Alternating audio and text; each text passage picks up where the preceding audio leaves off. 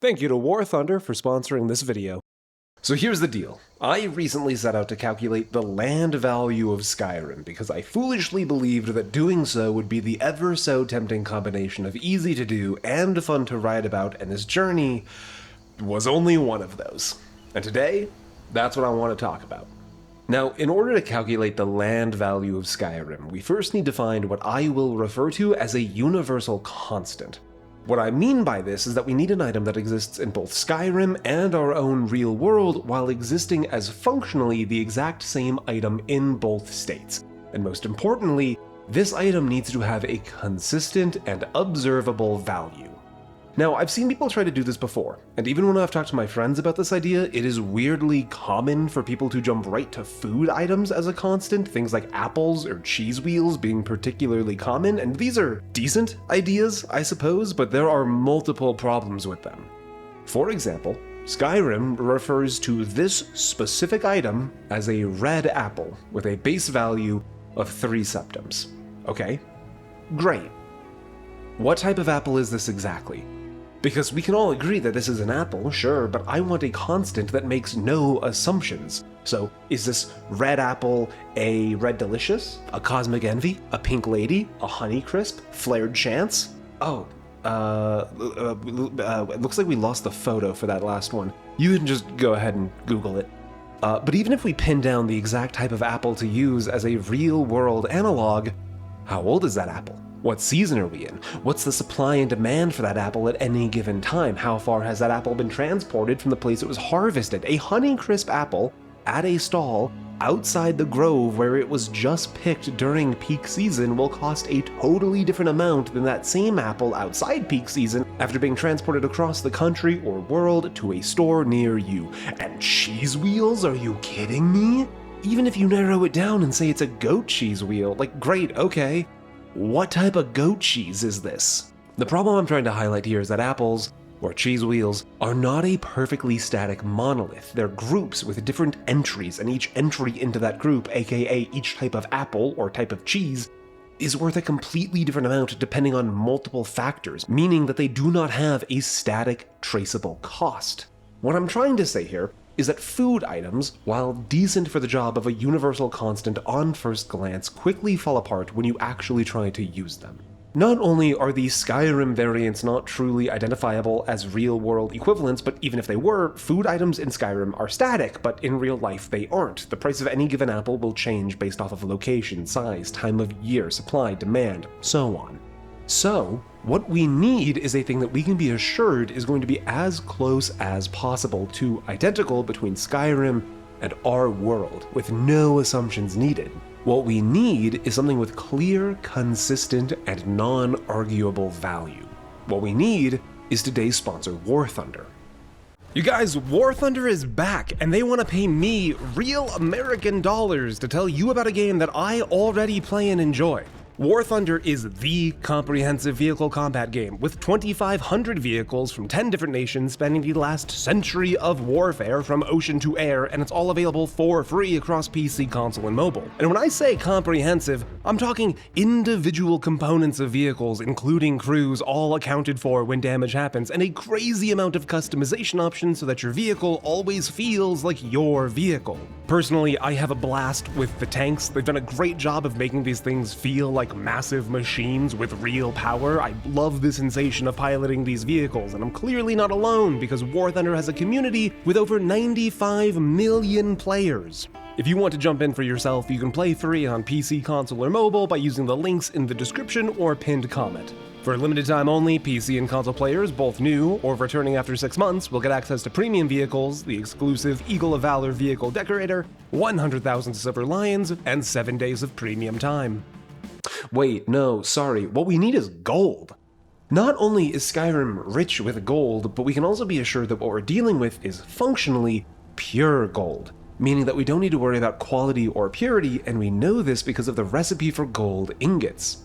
In order to smelt a single gold ingot, you need 2 gold ores, and the thing that's so useful here is that both gold ore and gold ingots weigh the same, meaning that exactly 50% of each gold ore is lost during the smelting process, which means we can safely assume that 50% of all gold ore in Skyrim is slag, or waste rock, or otherwise non-useful material that is thus removed during the smelting process, meaning that a gold ingot can be reasonably assumed to be free of impurities, meaning that any gold ingot in Skyrim can be reasonably assumed to be functionally pure gold. Now, we still need to know how much gold we're working with, but we actually have a very easy cheat code for this.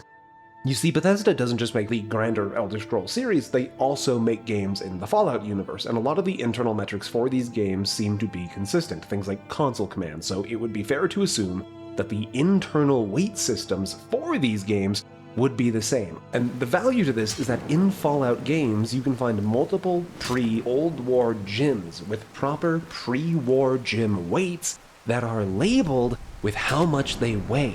And critically, these labels are internally consistent, meaning that if a weight is labeled 5, it'll weigh that much in your inventory. And yes, okay, sure, you could argue that there's the potential for inconsistency here because we don't know for certain if this is 5 pounds or 5 kilograms, but this is the Fallout universe. This is an American gym in the Fallout universe. This is good old American imperial pounds.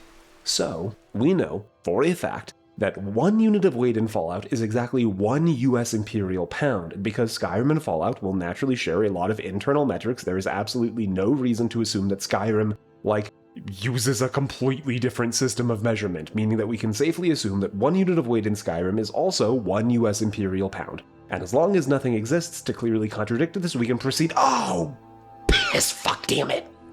Okay, here's the problem. If you want to make a piece of steel armor in Skyrim, you will need 3 leather strips, 1 iron ingot, and 4 steel ingots. These 8 pieces of material weigh a combined 5.3 units, meaning that combined, the steel armor should weigh 5.3 or less to account for material loss during the production process. And if we check the internal metrics, we can see that steel armor weighs 35 fucking units. If this number is tracking weight, then where did those 29.7 pounds just come from? Did we just violate fundamental principles of physics by creating mass from nothing? Am I God? Probably not. Rather, Bethesda seems to have just decided to use a different system for weight in Skyrim than they used in Fallout, because this steel armor weight ratio isn't a fluke. It is consistent throughout the entire game. A Daedric chestplate weighs a whopping 50 units, despite its recipe calling for only 5.8 units of material. A Dwarven chestplate weighs 45 units, despite only requiring 5.3 units, and that's not even the worst part of the Dwemer stuff, because somehow a piece of bent Dwemer scrap metal weighing 2 units can be smelted down into 3 Dwarven metal ingots, each weighing 1 unit. Where did that extra unit come from? Go fuck yourself, that's where, says Todd Howard and co.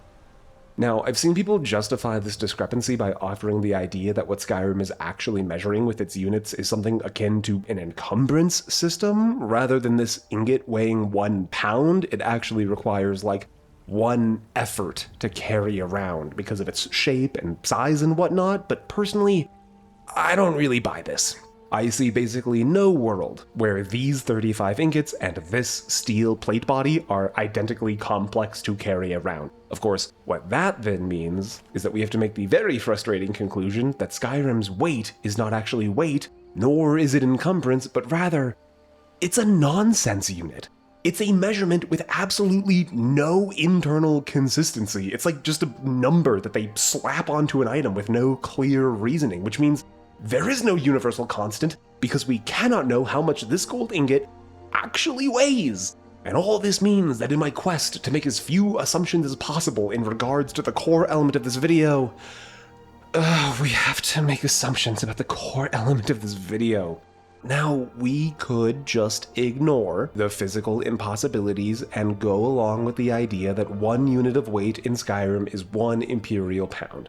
This is easy, but it also forces us to accept an answer that we know is false. Alternatively, we could try and find the closest real-world analog for a gold ingot, which, look, I know I just spent 5 minutes detailing why you can't do this for things like apples or cheese wheels, but at least gold is a more consistent thing than apples, okay? After a lot, roughly 5 minutes, of careful research, cursory Googling, I believe that I have identified not just the closest analog, but the exact real-life item that Bethesda modeled the in-game gold ingot off of. You see, refined gold comes in a lot of different sizes and values, from little 1-gram bars to 20-gram bars and 1 troy ounce bars, all the way up to the industry standard, the good delivery bar. Fun fact, if you've ever seen a gold bar in a movie or something, like during a bank heist or a train robbery, this is what those gold bars are modeled off of. And if you look at the gold ingot in Skyrim, not only does it have a similar size, it's even modeled with the exact same shape language, mirroring the trapezoidal build of the good delivery. To my eye, this is the closest real-world analog we have, and with gold being our best universal constant, this is the item that I'm ready to do work with. One small problem: the good delivery bar weighs just shy of 24.5 pounds, which is going to give us some very funny numbers, as the price of gold at time of script writing is $128.83 per gram, with 453.592 grams per pound. So that means we're going to be working with a price for gold at $58,373.58 per pound. Not per bar, per pound. But, funny or not, this does finally mean that we have numbers, and using these numbers, we can finally achieve our real, actual goal: calculating the value of a single Empire septum in real-world USD. In Skyrim, a gold ingot has a clean base value of 100 septums. In the real world, a good delivery bar has a total price of roughly 24.5, the number of pounds in a bar, times $58,373.58, the cost of gold per pound, for a total cost of $1.43 million, or $1,430,152.71 if you want to get specific, meaning that this is the real-life value of a single gold ingot in Skyrim. Divide this number by 100, the cost of a gold ingot, and we're left with a ratio of a single Empire septum being worth $14,301.53. And now? Oh, we're in fucking business. For example, Kolskager Mine, located in the Reach, has no less than 17 gold ore veins. When mined, each of these veins produce 3 gold ores, meaning that a full run-through of the mine will net you 51 gold ore. Now, each gold ore has a base value of 50 septums, so 51 ore times 50 septums per ore nets you a total of 2,550 septums. Multiply that by our known USD value for septums, $14,301.53, and that means that Kolskager Mine has a land value of $36,468,901.50. And now that we have our constant, we can do this for literally every single item and locale in the game. For example, Left Hand Mine, an iron mine to the northwest of Kolskager, 5 iron ore veins for a total of 15 iron ore. Each iron ore is worth 2 septums for 30 septums total, giving Left Hand Mine a land value of $429,045.90. Absolutely pathetic when compared to Kolskager just down the road. And you might think that this means that Kolskager is the untouchable land value champ, but the true king of Skyrim land value isn't a gold mine at all, but rather it's the ebony mine located in the orc stronghold of Narzulbur called Gloombound Mine. Inside Gloombound, you can find 16 ebony veins for a total of 48 ebony ore with a base value of 60 septums each. Do the math, and you end up with a land value for Gloombound of $41,188,406.40, over $4.7 million more valuable than Kolskager. Of course, we can still beat even this number if we're willing to leave the chilly shores of Skyrim behind for the absolute bone chill of Soul Slime to the north.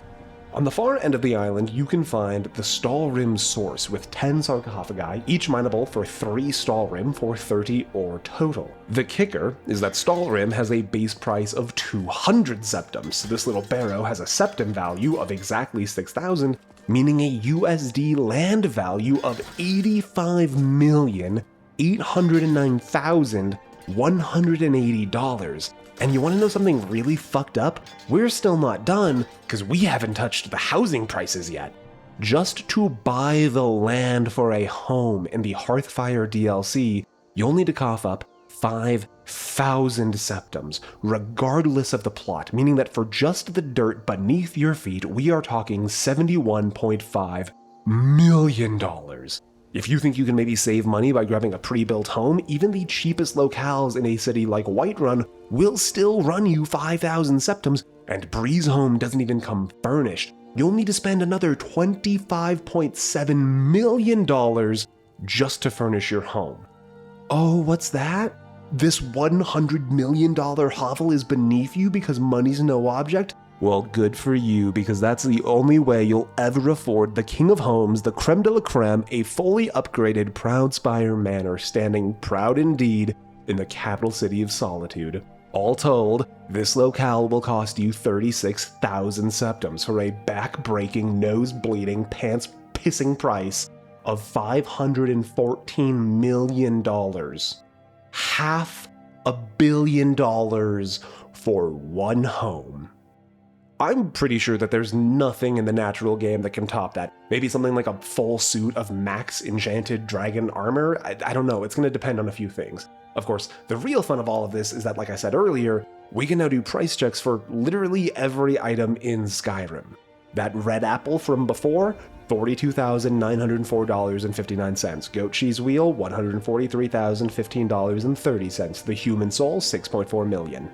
No, but actually, though, the difference in base cost between an empty black soul gem and a filled black soul gem, which can be used to take human souls, is 450 septims, meaning that in Skyrim, the worth of the human soul is mathematically calculable. And if this all seems a little silly to you, don't worry, it is. But hey, who knows, maybe they'll make the economy be a little bit more sensible when they finally release Elder Scrolls 6. Or, Skyrim for the 19th time.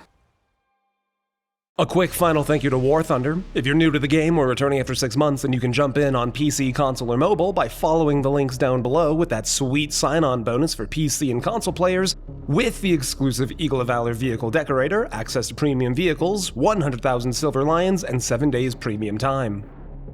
And of course, thank you to everybody over on Patreon for helping keep the lights on, keeping me fed. Extra special thank you to Ivan Thanosi, Device MD, and T.Log for their incredible support at the executive level. Guys, if you like what I do here, then... Oh, my dog just walked in. Hello, Olga. Do you want to say anything to the people? Did you hear a firework? She might have heard a firework. Anyways, if you guys like the stuff I make, then you can support me over on Patreon to help make sure that there's more of it in the future. Make sure you tune in next time when I'm going to be talking about another 20-year-old Star Wars game. See you then.